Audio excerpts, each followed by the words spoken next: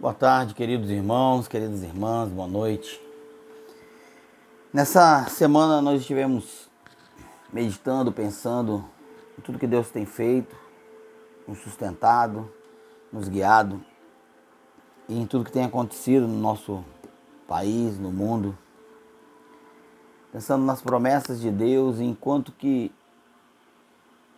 nós que somos falhos tantas e tantas vezes nos esquecemos facilmente daquilo que sabemos. E pensando nisso, eu me deparei com um texto das Escrituras, em Gênesis capítulo 9, logo após o dilúvio, onde o Senhor tem uma atitude interessante, curiosa e que vai servir de base para a nossa meditação dessa noite. A minha reflexão com você nessa noite é o que fazer para que aquilo que nós temos na mente venha para frente dos nossos olhos e atinja o nosso coração. Então eu quero convidar você a abrir rapidamente aí o seu aplicativo, a sua Bíblia, no livro de Gênesis, no capítulo 9, após o dilúvio, depois que Noé e sua família saem da arca, Noé presta um sacrifício ao Senhor e o Senhor faz um compromisso, faz um pacto com Noé e toda a humanidade, de que nunca mais ele destruiria a terra e a humanidade com um dilúvio. E olhe comigo a partir do versículo 11, onde ele vai dizer isso. Disse assim: estabeleço a minha aliança convosco. Não será mais destruída toda a carne por águas de dilúvio, nem mais haverá dilúvio para destruir a terra. Disse Deus: este é o sinal da minha aliança que faço entre mim e vós, e entre todos os seres viventes que estão convosco, para perpétuas gerações. Porei nas nuvens o meu arco, será por sinal da aliança entre mim e a terra. Então, o Senhor põe e passa a existir a partir daquele momento o arco-íris. O clima da terra antes do dilúvio era diferente do que nós temos hoje. Os cientistas, o próprio pastor e doutor Adalto Lourenço já cansou de dar palestras a respeito disso. E o Senhor então modificando a natureza, preparando a terra para esse novo cenário, um cenário onde a vida humana seria menor, seria limitada, a natureza seria mais agressiva para com o homem, até o dia que ela seja redimida. Então, o Senhor coloca um arco nas nuvens e diz assim a partir do versículo 14: e sucederá que quando eu trouxer nuvens sobre a terra e nelas aparecer o arco, então me lembrarei da minha aliança, firmada entre mim e vós e todos os seres viventes de toda a carne, e as águas não mais se tornarão em dilúvio para destruir toda a carne. O arco estará nas nuvens, versículo 16. Vê-lo-ei e me lembrarei da aliança eterna entre mim e todos os seres de toda a carne que há sobre a terra. Disse Deus a Noé: este é o sinal da aliança estabelecida entre mim e toda a carne sobre a terra. Meus amados irmãos, é muito interessante, curioso, que o nosso Deus, o Deus Todo-Poderoso, o Deus onisciente, onipotente, onipresente, o Deus que sabe todas as coisas, pode todas as coisas, que sustenta todas as coisas pela palavra do seu poder, o Deus em quem nós nos movemos e existimos, segundo a palavra de Deus vai nos revelar no Novo Testamento, o Deus perfeito, imutável, imortal, eterno, Criador dos céus e da terra, esse Deus toma uma atitude de colocar um lembrete para Ele mesmo. E qual é o motivo disso? Por acaso Deus, em alguns momentos, tem Alzheimer? Poderia ter uma dificuldade, uma memória que esqueceria? Ele fica estressado ao ponto de não se lembrar? Nada disso. O Senhor está nos ensinando aqui um princípio maravilhoso, onde inúmeras vezes na palavra de Deus, logo no princípio do Velho Testamento, o Senhor faz constantemente esse mesmo movimento. Movimento de trazer para frente dos seus olhos aquilo que está na sua mente, no seu coração, aquilo que foi pactuado através de lembretes.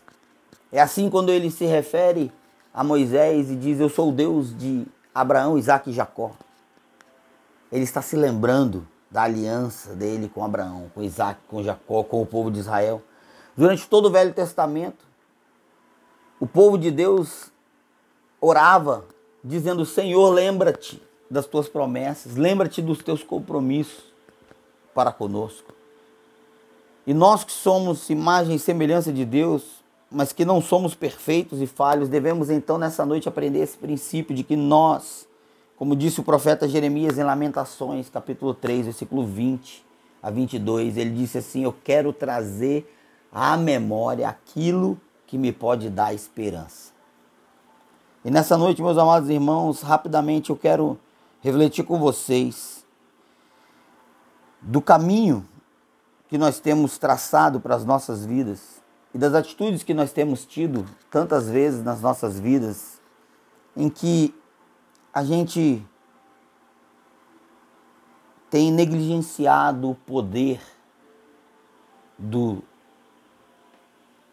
símbolo que nos lembra do compromisso, o poder da palavra que nos traz à memória as promessas. Nós temos negligenciado o quão é importante nós trazermos as coisas que estão no nosso conhecimento para frente dos nossos olhos, porque é assim que elas vão então poder, estando no nosso coração, guiar a nossa vida. E quando eu me deparei com esse texto, eu fiquei pensando no nosso Deus. O nosso Deus, todas as vezes em que o povo de Deus no Velho Testamento buscou o Senhor, porque eles pecavam, Deus mandava o castigo, e então eles buscavam o Senhor arrependidos. E em quase todas as passagens onde o povo está arrependido buscando o Senhor, eles iniciam lembrando o Senhor do compromisso dele com Abraão, com Isaque, com Jacó, do compromisso dele com a nação de Israel. É assim que nós deveríamos orar, meus amados irmãos, é assim que nós deveríamos buscar a Deus. Porque quando nós buscamos a Deus, lembrando a Deus dos compromissos e das promessas dele para conosco, nós também nos lembramos dessas mesmas promessas e compromissos. E podemos descansar então no Senhor que é o nosso pastor, no Senhor que é o nosso guia, no Senhor que nos sustenta, que nos leva adiante. E essa semana eu e Elda estávamos refletindo e pensando a respeito das situações que têm tirado das pessoas o foco, a visão, a alegria, as situações que têm destruído casamentos, relacionamentos pai e filho. Agora, durante a pandemia, de forma assim muito triste, os números de divórcios têm aumentado em todo o mundo. Os números de violência doméstica, inclusive. Maridos que não estão acostumados a conviver tanto tempo com suas esposas, com seus filhos. Esposas que não estão acostumadas a ter que aturar tanto tempo seus esposos, seus filhos. E eu queria trazer para você a importância de nós nos lembrarmos, então, nessa noite, de alguns princípios, de algumas verdades. Primeiro eu queria começar diferenciando com você o que é arrependimento e o que é remorso. Nessa semana, nós recebemos aqui em casa uma amiga, uma irmã em Cristo, que passou por um divórcio recentemente, poucos meses, quase um ano atrás. E Deus colocou no meu coração nós conversarmos com essa senhora, com essa moça, para entender como que ela estava caminhando agora, diante dessa nova realidade triste da quebra de um compromisso.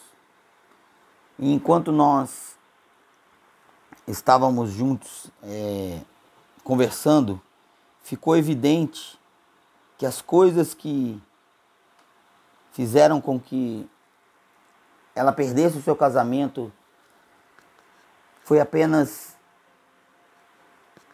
falta de compreensão de verdades que Deus já nos tem revelado na palavra e através de homens e mulheres de Deus, de forma tão transparente, tão tranquila, e que nós temos o dever de trazer da memória para frente dos nossos olhos. E enquanto nós conversávamos com aquela jovem, ela começou a cair em si, o quanto que ela havia sido cega para o amor que seu ex-marido havia demonstrado para ela. E o quanto que ela havia sido também incapaz de demonstrar esse amor. E nós então explicamos um pouco sobre aquilo que nós já demos para os casais da igreja a respeito das linguagens do amor, ouvindo ela relatar o que levou ao fracasso do seu casamento. Nós fomos identificando com ela algumas evidências de que, na verdade, ela amava muito o marido amava muito a ela, e eles não se entendiam porque falavam linguagens diferentes. E nenhum dos dois buscou comunicar-se da forma que o outro necessitava ouvir, receber o amor. E o interessante foi que após isso, nós vimos nos dias que se seguiram, ela entrou em contato novamente conosco, profundamente arrependida.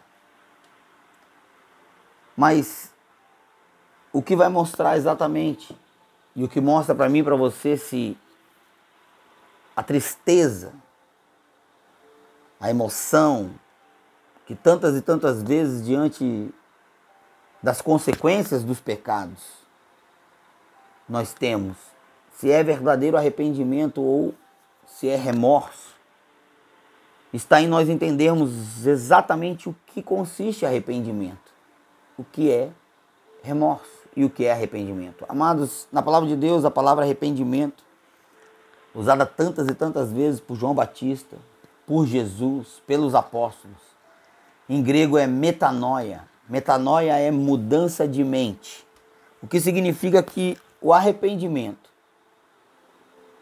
ele inicia com uma mudança de pensamento. Na verdade, o que diferencia arrependimento de remorso é que o arrependimento verdadeiro, ele possui 3 características. E o remorso possui 2 dessas 3 características. Por isso que tantas e tantas vezes nós nos confundimos, nós nos frustramos e até achamos que somos incapazes de nos arrepender. E eu quero nessa noite diferenciar isso para você, para que você traga para sua frente, para frente dos seus olhos, da sua mente para frente dos seus olhos, o tempo todo, que o perdão, ele, de Deus para nós e de nós para os outros, ele inicia pela atitude de arrependimento do ofensor.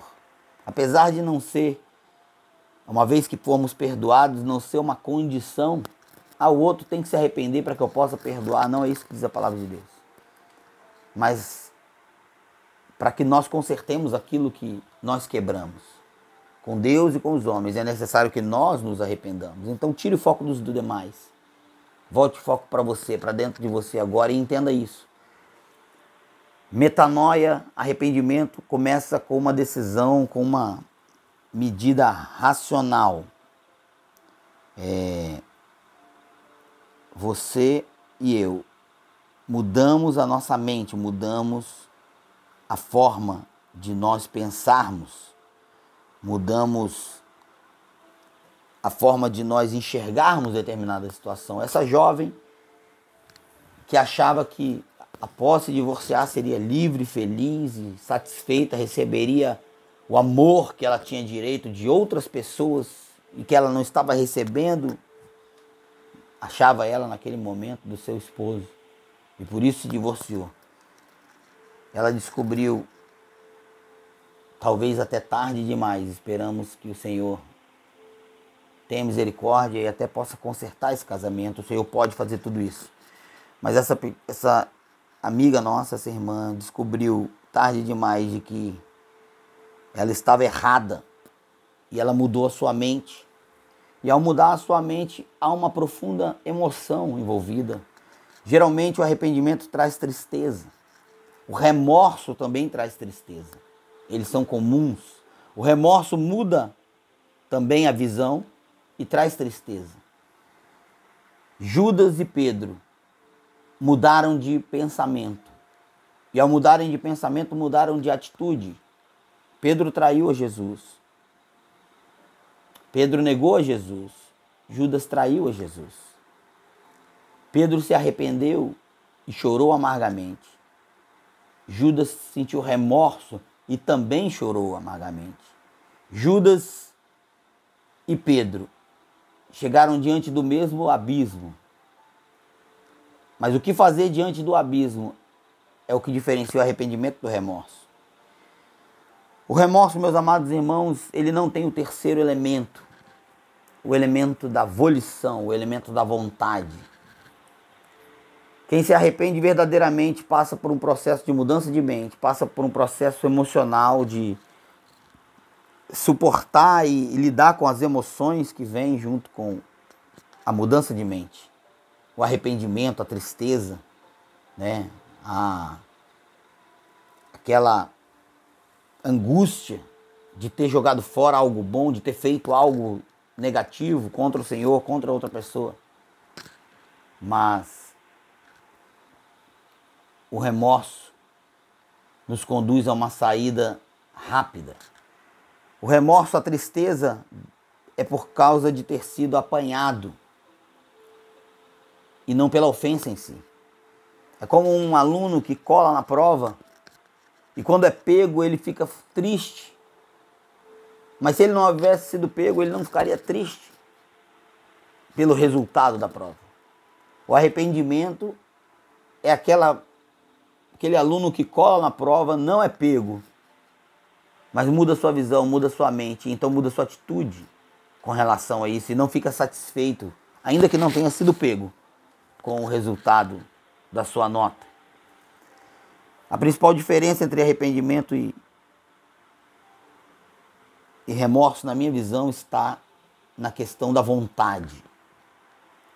A vontade, quando alguém se arrepende, essa pessoa usa a sua vontade para voltar-se para Jesus, para se humilhar, para se submeter a qualquer que seja a consequência, justa ou até exagerada que venha da outra parte. Quando lidamos com o nosso Deus, é sempre justo e recheado de misericórdia.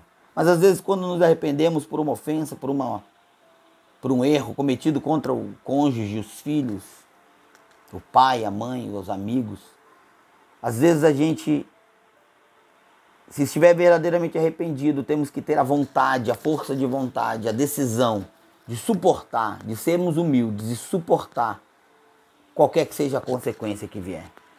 O remorso, ele quer barganhar a consequência, quer livrar-se da punição e ele quer rapidez na solução. Judas pegou as moedas de prata e tentou comprar de volta os sacerdotes que o haviam comprado.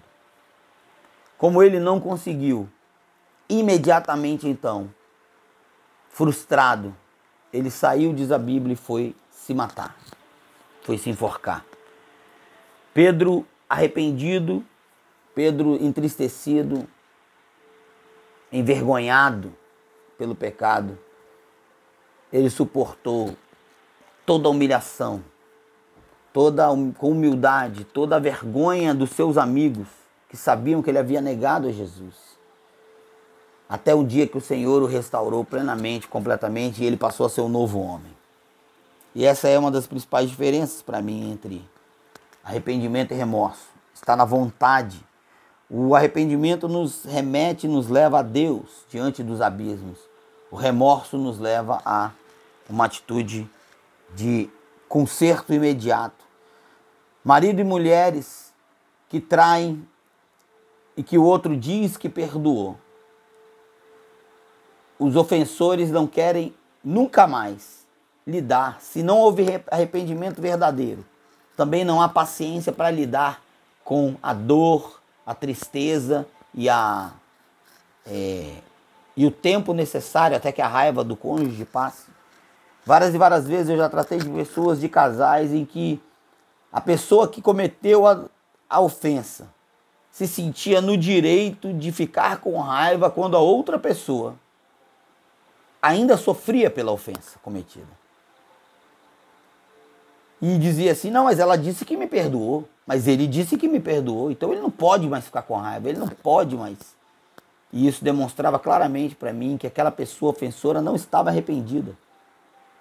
Ela tinha tido apenas remorso, muitas vezes até por ter sido apanhado. Então, a humildade necessária. Se você tem pecado, é necessário que você se arrependa. Como Davi.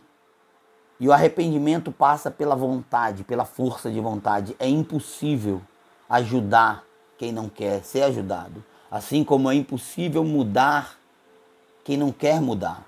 Você precisa decidir, meu amado irmão, nessa noite, que você quer cada vez mais aproximar-se do Senhor, trazer à memória aquilo que traz esperança. E que você, na busca da santidade, quer passar e traçar o caminho do arrependimento. E por que isso, pastor? Porque o arrependimento é a base da vida cristã. O arrependimento é a base do sucesso na vida cristã.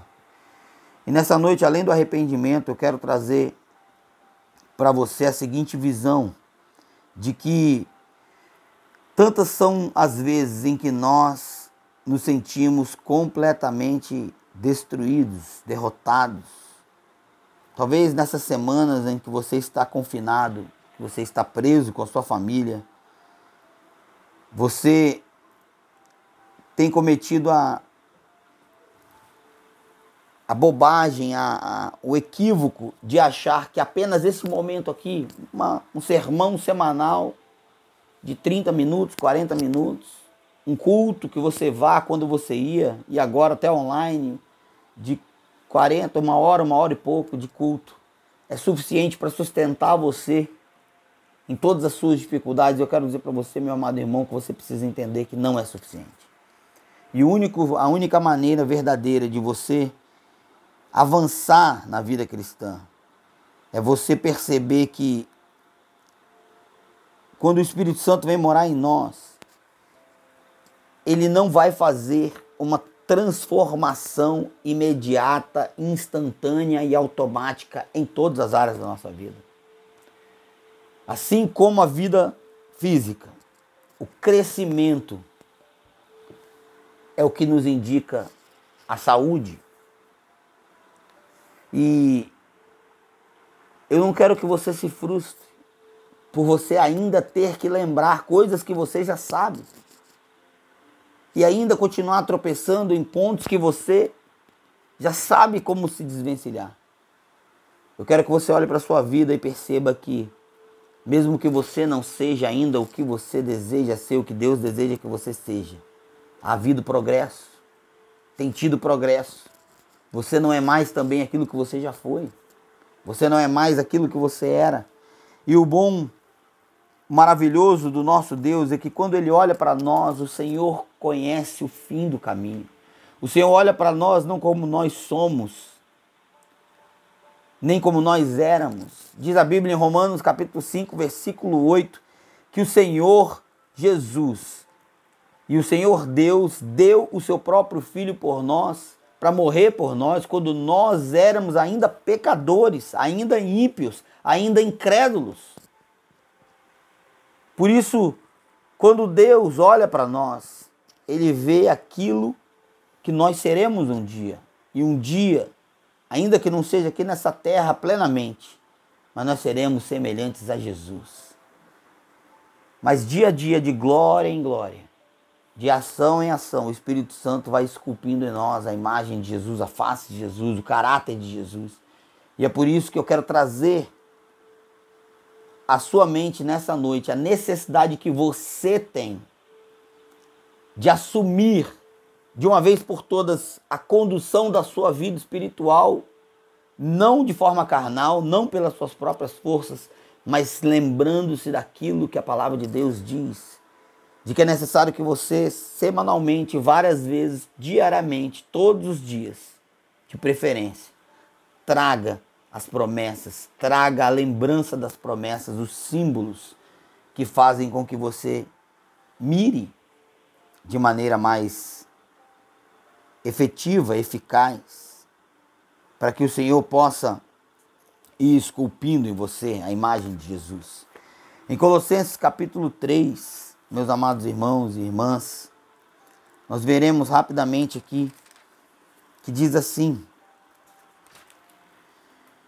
se vocês foram ressuscitados juntamente com Cristo, se vocês já aceitaram a Jesus, busquem as coisas lá do alto.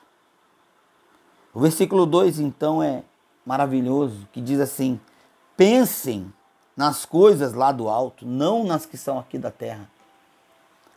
E o versículo 3 diz assim: porque vocês morreram e a vossa vida está oculta juntamente com Cristo em Deus. E quando Cristo, que é a nossa vida, se manifestar, então nós também seremos manifestados com Ele em glória. Amados irmãos, é necessário que você pense nas coisas de Deus, para que você cresça nas coisas de Deus. Por isso, se tudo que você faz é assistir a essa pregação e assistir o culto, e durante a semana você vive a sua vida com quarentena, sem quarentena, é tudo a mesma coisa.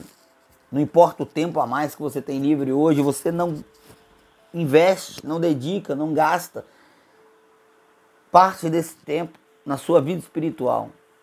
Você vai continuar tropeçando, vivendo de maneira infeliz. E você que já é servo de Deus, você que já é filho de Deus, sabe que é impossível prosperar no pecado. Nós temos a natureza de Deus em nós, então aquele que é nascido de novo não vive deliberadamente pecando e repetidamente pecando por prazer. E se isso está acontecendo em alguma área da sua vida, que pode ser que alguma área o Espírito Santo ainda não transformou você, é necessário que você perceba quais são as consequências que você tem tido. Porque se você é filho de Deus, você vai ter as consequências. A vara de Deus vai cantar no seu lombo. Você não vai conseguir estar ali alegre. Você vai estar sempre atemorizado, entristecido, envergonhado, se escondendo de Deus e das pessoas. Por isso, para concluir, o versículo 5 de Colossenses 3 diz assim: fazei, pois, morrer a vossa natureza terrena, a prostituição, a impureza, a paixão lasciva, o desejo maligno e a avareza, que é a idolatria. Meus amados irmãos, o pastor Luciano Subirá tem, desde o ano passado e retrasado, feito e sido usado por Deus para trazer à memória da igreja brasileira a importância da santidade. E segundo o pastor Luciano Subirá, o que mais tem atrapalhado a santidade dos cristãos modernos, da igreja brasileira hoje, não é deliberadamente o envolvimento com o pecado proposital, mas é pior. O que tem nos levado a pecados que nós não desejamos cometer. O que tem nos levado a dar 2 passos para frente e às vezes 3 para trás na nossa vida de caminhada cristã. Segundo o pastor Luciano Subirá, são as distrações. E agora eu cheguei num ponto que eu quero demonstrar isso para você. Meus amados irmãos, o versículo 5 de Colossenses 3 diz: fazei morrer, matem a vossa natureza terrena. E como é que a gente mata a carne? Como é que a gente mata qualquer coisa? Todos os seres vivos. Quando a gente estuda lá na biologia, a gente percebe e vê que todos os seres vivos se alimentam. Todos os seres vivos se alimentam. Não há nenhum ser vivo que não se alimente. Não há nada que esteja vivo que não se alimente. E qualquer ser vivo que deixe de se alimentar morrerá.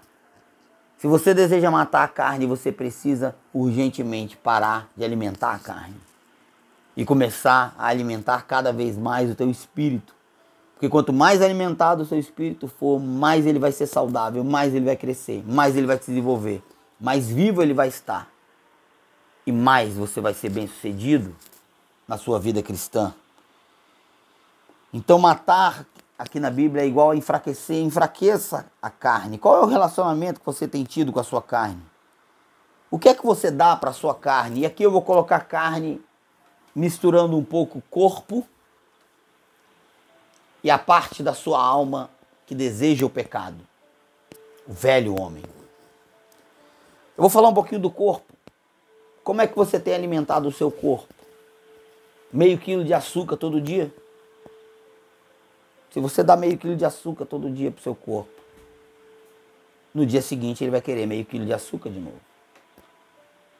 Se você dá vícios, álcool, cigarro, drogas, o seu corpo vai continuar desejando isso. Se você dá para o seu corpo apenas descanso, preguiça, falta de atividades, é isso que o seu corpo vai continuar desejando. E a sua carne, a parte emocional de você que foge de Deus, e ela grita todas as vezes que você se aproxima do Senhor, porque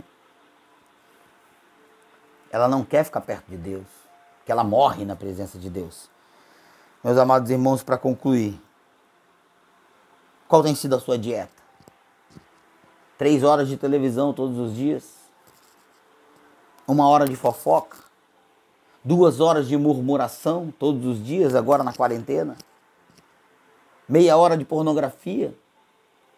Muitos e muitos servos de Deus, homens e mulheres, especialmente homens, têm sido consumidos, poluídos, contaminados pela facilidade com que a pornografia chega até nós, pelo WhatsApp, pela internet, de qualquer forma. Meu amado irmão, minha amada irmã, mude a sua dieta. Mude aquilo que você põe em frente aos seus olhos. Nós vamos concluir. Mateus capítulo 6, versículo 23, o Senhor Jesus vai dizer que os nossos olhos são a lâmpada do corpo. Se os nossos olhos forem bons, todo o corpo será luminoso. Se os nossos olhos forem maus, o corpo vai estar em trevas. Então, eu quero dizer para você que a solução para vencermos a carne e avançarmos crescendo continuamente é reconhecermos que nós já estamos crescendo. Mesmo que o diabo lhe diga o contrário, olhe para trás e você vai ver o quanto que você já cresceu nesses anos, desde que você aceitou a Jesus.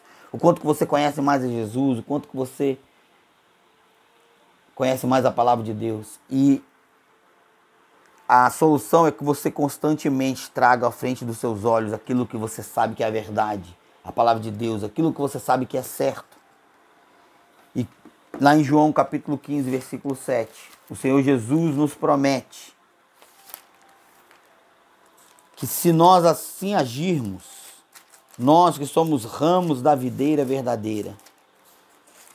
João capítulo 15, versículo 7 diz assim: se permanecerdes em mim e as minhas palavras permanecerdes em vós, vocês pedirão o que quiserem e vos será feito. E nisso é glorificado meu Pai.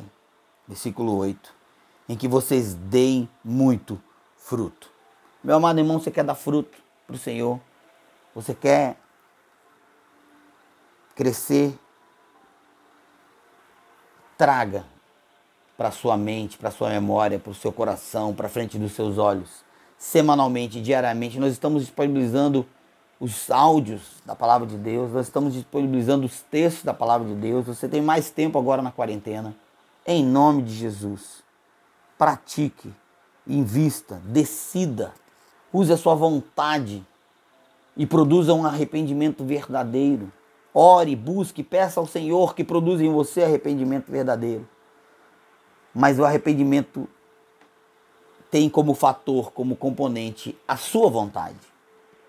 É necessário que você tome uma decisão.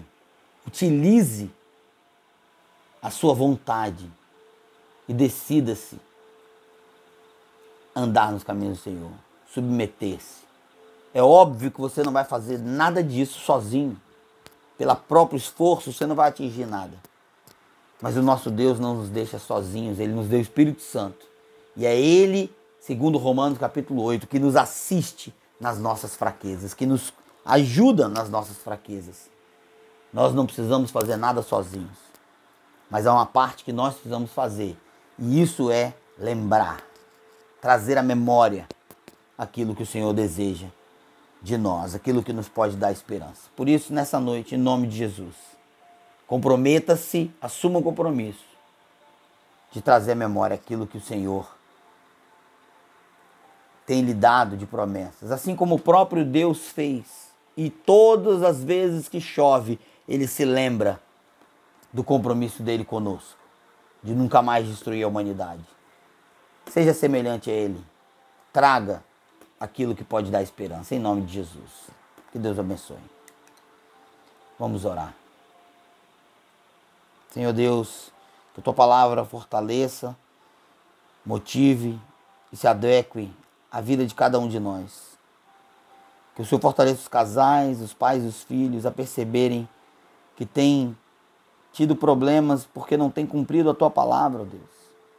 Tantas vezes reagimos mal com o nosso cônjuge, reagimos mal com o nosso irmão em Cristo, com nossos filhos, porque esquecemos da Tua palavra que está em 1 Coríntios 13, que diz que o amor não pensa mal, o amor não se cansa, o amor não se alegra com a injustiça, nem com a mentira, mas o amor se alegra com a verdade. O amor não arde em ciúmes, mas é paciente, é benigno, é bondoso e nunca acaba. Por isso, ó Pai, ajuda-nos a lembrar da Tua palavra em todos os nossos relacionamentos, especialmente no nosso relacionamento com o Senhor. É o que te pedimos em nome de Jesus. Amém.